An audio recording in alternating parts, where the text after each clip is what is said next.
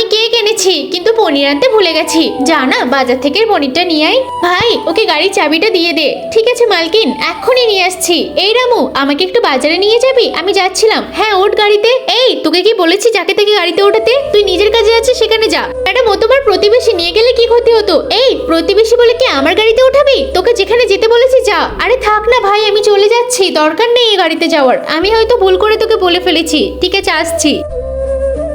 আরে ভাই, আমার সোনার হারটা কোথায় পড়ে গেল? আমি তো ঠিক জানিও না রে, হয়তো আসতে গিয়ে কোথাও পড়ে গেছে। আর কি খুঁজে পাওয়া যাবে বল? Cake cut. এই হারটা নিশ্চয়ই ম্যাডামের হবে। আমি বরং গিয়ে দিয়ে আসি, নয়তো অনেক চিন্তায় পড়ে যাবে। আরে তুইও এসে গেছিস, আয় আয়, তোর জন্যই অপেক্ষা করছিলাম। ওই তো ম্যাডাম ওখানে আছে, একবার দিয়ে আসি। আরে থ্যাংক ইউ থ্যাংক ইউ, এসবের কি দরকার ছিল? ম্যাডাম, আরে তুই কেন হুট করে আসলি? যা এখান থেকে। না না ম্যাডাম, আমি তো আপনাকে এই হারটা দিতে এসেছিলাম। আপনি হয়তো গাড়ি থেকে নামার সময় হারটা পড়ে গেছিল।